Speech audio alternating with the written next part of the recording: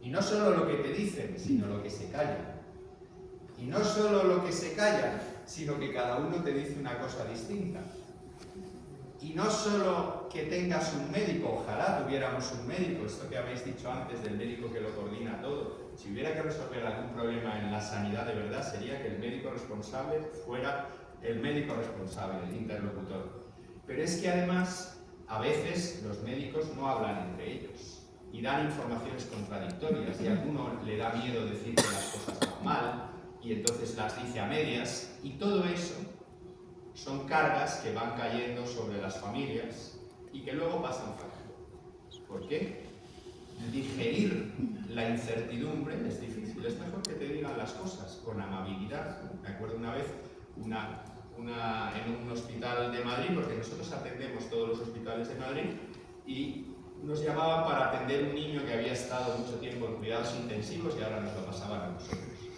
Y entonces me dijeron, esta madre es conflictiva. Y entonces, para mí no existen los padres conflictivos. Creo que es un concepto que hay que luchar contra él. Entro en la habitación, la señora, por supuesto, sabía quién era yo. Cuando empiezo a hablar y me presento, me dice, doctor, ya sé lo que me va a decir, pero dígamelo con amabilidad. Esa era probablemente la base de la conflictividad percibida, ¿no? Aquí se habla de la calidad percibida, pues también está la conflictividad percibida y la percepción que es algo pues, subjetivo. Así que no todo lo que decimos los médicos tiene por qué ser verdad, como no todo lo que dicen las familias tiene que ser verdad, o no todo lo que dice alguien puede ser verdad. Nosotros intentamos trabajar política de la verdad. Bueno, otro grupo grande son los niños con secuelas de algo que les pasó, y ahí está todo ese grupo de niños con parálisis cerebral infantil, que es el grupo más grande de pacientes que atendemos. Luego están todos los recién nacidos y los que todavía no han nacido. Cuando alguien durante el embarazo le diagnostican de una enfermedad incurable y la gente quiere cuidar a su hijo mientras viva y sigue con el embarazo adelante, hay que darle apoyos y hay que ayudarles a que tomen las mejores decisiones. Pues a lo mejor, en vez de nacer en este hospital, es mejor que nazca en este otro. Y entonces ahí el impacto del diagnóstico durante el embarazo es muy alto, porque ahora eso va cambiando con el tiempo y se incorporan pediatras a la información de los obstetras o de los genetistas. Pero cuando un genetista X le dice a unos padres su hijo tiene una enfermedad incompatible con la vida, primero, y el niño está vivo dentro del útero, pues eso choca, porque claro, será con la vida extrauterina. Pero no le puede decir, en cuanto corten el cordón umbilical, su hijo se va a morir. Imagina con qué ansiedad va esa madre al campo. Ese que le dice eso nunca ha visto cómo vive un niño con un síndrome de Patal, que es una trisomía. Y son niños que viven pues más de un año y puede vivir en su casa y que nosotros podemos atender. Entonces hay que informar de lo que se sabe. Entonces cuando uno habla de lo que no se sabe, pues es así. Cuando nosotros estudiábamos, José Carlos, que es compañero de carrera mío, somos ya mayores y estudiamos hace mucho tiempo, los libros donde estudiábamos los síndromes malformativos solo tenían fotos en blanco y negro.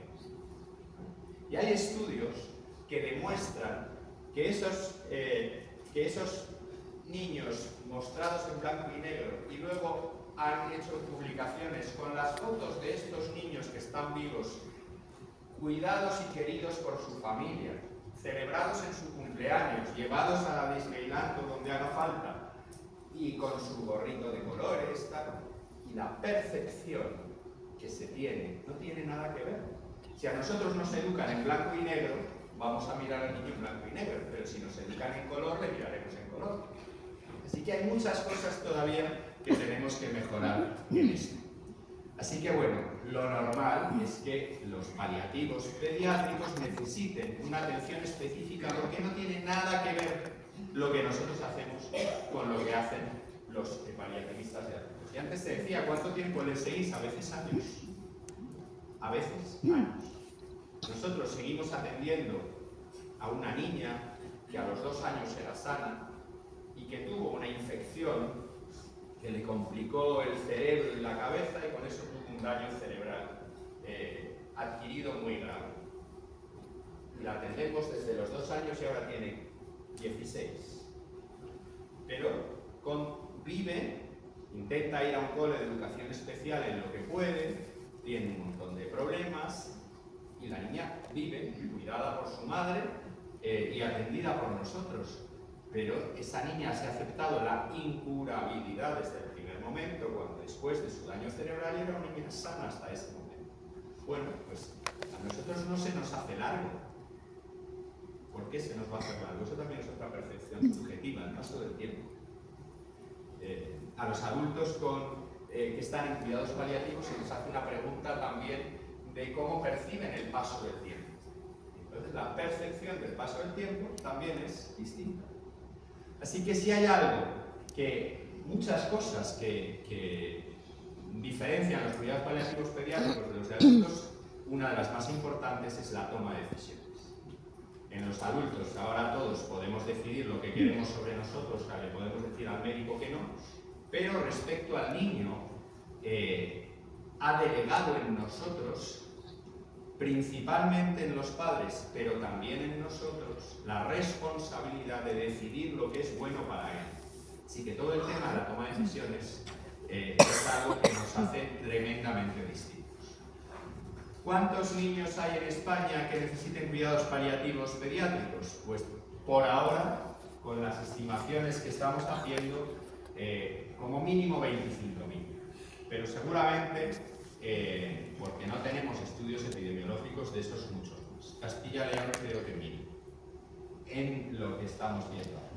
¿Nosotros atendemos a todos los niños todas las etapas de su vida? No, pero sí les atendemos a partir de una etapa de su vida en la que se acepta o se reconoce que ha entrado en una fase de irreversibilidad. Eso le llamamos un punto de inflexión.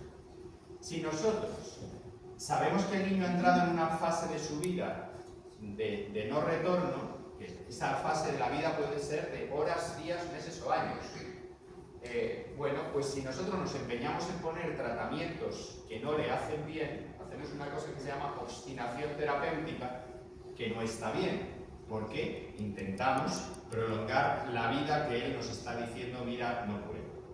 Pero si porque tenga una enfermedad incurable, de pronto decimos, ya no hay nada que hacer, estamos haciendo abandono terapéutico y eso está fatal. Así que nosotros aceptamos que la muerte forma parte de la vida y por tanto en esta etapa de la vida, que no sé cuánto va a durar, de lo que me ocupo es de que viva lo mejor posible, y ese es el trabajo que hacemos los de cuidados paliativos pediátricos. Lo que llamamos enfoque paliativo supone atender al paciente como persona, aceptar la irreversibilidad y aceptar la posibilidad de muerte, pero tratar lo tratable y no tratar lo intratable.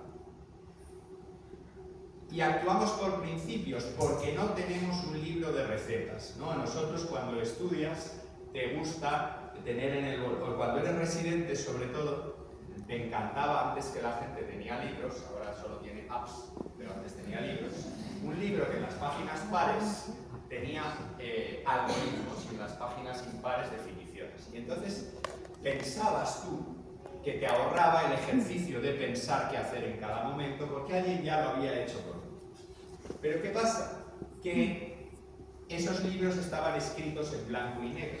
¿Por qué? Porque las cosas no son sí o no, fiebre no fiebre. No, nunca tienen dos opciones. La vida es de colores y también la medicina es de colores.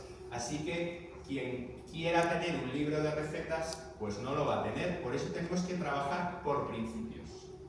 El niño es una persona, el mejor interés del paciente nos guía y la muerte ni se adelanta ni se retrasa. Por eso, para atender a las personas y darle una atención integral necesitamos equipos. Equipos integrales en los que haya médicos, enfermeras, trabajadores sociales, psicólogos, acompañantes espirituales, fisioterapeutas, auxiliares de enfermería, terapeutas ocupacionales y todo aquel que pueda aportar valor a la vida de ese niño y de sus familias. ¿Quién necesita que les atendamos? Pues el que tiene una enfermedad incurable, a partir de un momento que entre en una fase de irreversibilidad, y si la red asistencial que funciona no le da lo que necesita. Porque si le da lo que le necesita, ¿para qué lo vamos a tocar? Pero en general, por ejemplo, con esto de la atención a domicilio hay que dar un paso adelante, porque eso lo necesita y la mayor parte de las redes asistenciales pediátricas en España no lo tienen. Así que hay que tirar para adelante. ¿Pero quién más? Bueno, pues decía, no hasta los 25 años, pues claro, o hasta los 30, depende de lo que necesite, ¿vale? Niños que tengan otro tipo de problemas, para la toma de decisiones, podemos atender a muchos pacientes. Solo para deciros, o sea, para que entendáis que experto es el que tiene experiencia, y yo lo único que os voy a contar es lo que nosotros hemos hecho. Hace 16, 17 años se planteó en la Comunidad de Madrid hacer una atención de cuidados paliativos para todos los niños en todas partes con cualquier enfermedad 24 horas al día.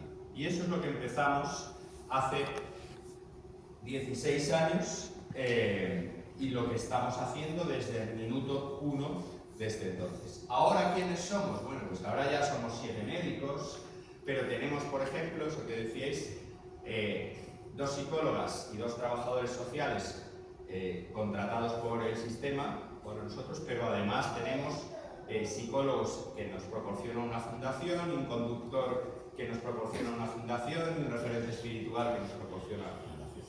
Así que, y seguimos con la lengua fuera y todavía no llegamos a todos los pacientes que deberíamos llegar. Nosotros atendemos 700 pacientes al año, de los cuales 250 son nuevos. Cada año vienen 250 pacientes nuevos. ¿Qué quiere decir eso? Que hemos visto muchos y hemos conocido a muchas familias y hemos aprendido muchas cosas. Por eso parte de lo que hacemos es dar gratis lo que hemos recibido gratis. Es decir, ayudar a otros que están empezando como nosotros. ¿Qué hacemos nosotros? Atención a domicilio programada, 24 horas al día, consulta externa, hospital de día, tenemos una planta de hospitalización y nosotros somos consultores para toda la Comunidad de Madrid, que tiene 26 hospitales públicos que tengan pediatría, además de todos los privados. Así que nos movemos bastante. Tenemos pacientes, estas chinchetitas son pues donde están los pacientes más o menos ahora, y están en toda la Comunidad de Madrid. Nos organizamos por rutas, el paciente más distante puede estar a 100 kilómetros. Ahora ya no salimos de la Comunidad de Madrid porque esto no está permitido, porque pasas la barrera autonómica y entonces estás haciendo algo ilegal. Pero cuando empezábamos, que había pacientes que volvían a sus casas, pues nosotros de pronto cogíamos el coche y nos íbamos a Ciudad Real, a Segovia o a Villamuriel de Cerrato. Ahí es donde conocí a Alfredo, con un paciente que luego me lo encontré años después rotando con nosotros. Los pacientes que atendemos, menos de un tercio tienen cáncer y la mayor parte tienen otras enfermedades. Muchos de ellos parálisis cerebral infantil, enfermedades metabólicas, neurodegenerativas, mitocondriales. Nos ayudan algunos, como la Fundación Porque Viven, la Fundación Vía Norte Laguna, que tiene un centro de día, la Fundación Aladina, que nos proporciona el conductor, y la Caixa a través del programa EAPS. Tenemos una planta que inauguramos en el 2019 con 5 habitaciones individuales y una terraza estupenda y un jardín estupendo a los que los niños pueden salir con su cama si es que no pueden salir de otra forma.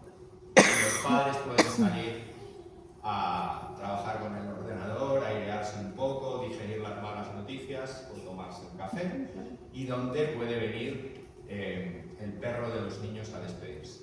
Estos son los pacientes que estamos viendo y me dicen fotografía actual, pero no os puedo contar solo lo que hacemos, lo que hay, sin haberos contado un poco. Cuando la OMS quiere evaluar cómo está el desarrollo de cuidados paliativos en un país, ¿vale? Pues valora distintas cosas. Por ejemplo, medicamentos esenciales, el consumo de morfina. Hace unos años estuvimos viendo cómo había sido el consumo de morfina en Madrid y cuánto de ese consumo era una morfina que es en jarabe, que salió al mercado no hace tantos años, y entonces empezó en los 5 años últimos a subir el consumo de jarabe de morfina en vez de pastillas.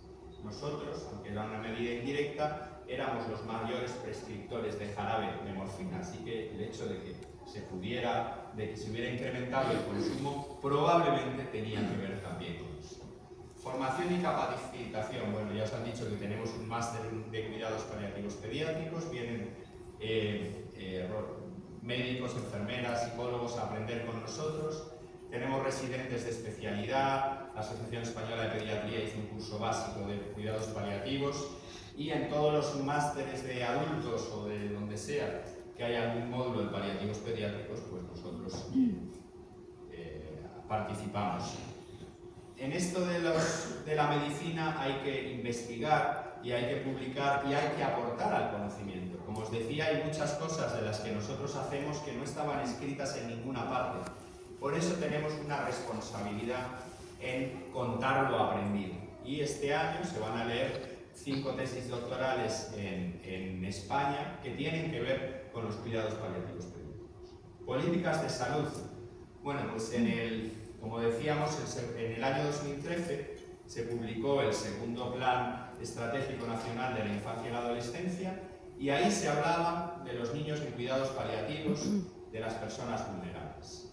En el año 2014 el Ministerio de Sanidad publicó un documento que ha servido como marco de referencia de cuidados paliativos pediátricos para decir, bueno, si alguien organiza esto, ¿cómo lo tiene que hacer y qué tiene que dar a las familias? Y ahí, por ejemplo, habla de atención 24 horas, los equipos interdisciplinares, o sea, muchas cosas que todavía hay comunidades autónomas que ni se han movido. Hace 2 años se publicó una guía de práctica clínica sobre cuidados paliativos, que es una cosa importante para el colectivo médico, porque nos da unas guías que están contrastadas con lo publicado en el mundo.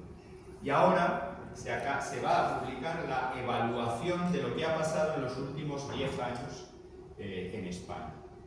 Por otro lado, la Ley de Protección a la Infancia de la Comunidad de Madrid, que se publicó el año pasado, en el 2023, tiene un apartado específico donde se reconocen personas de especial protección los niños en cuidados paliativos. Eso es algo que se ha incorporado nuevo a la cultura y al lenguaje social y político en ese caso. Entonces, cada vez que alguien escribe una ley o escribe un documento, para nosotros a veces es muy tedioso que nos inviten o que nos pregunten, pero esto que hablabais antes del PUME, de la baja remunerada por enfermedad para los niños, pues en el 2010, cuando el Ministerio de Sanidad lo estaba elaborando, porque se publicó en el 2011, vinieron a nosotros a preguntarnos, oye, niños con cáncer y qué más, y les sacamos la lista. Entonces, bueno, pues en esos momentos hay que estar, porque si no, también la Consejería de Servicios Sociales de la Comunidad de Madrid, que llevamos dando la paliza mucho tiempo, pues ha sacado una ayuda económica los últimos 2 años para pacientes en cuidados paliativos pediátricos. Es decir, que ya no está solo la categoría de la dependencia, de la minusvalía, no, hay algo que se empieza a escribir, que son los niños en esa situación.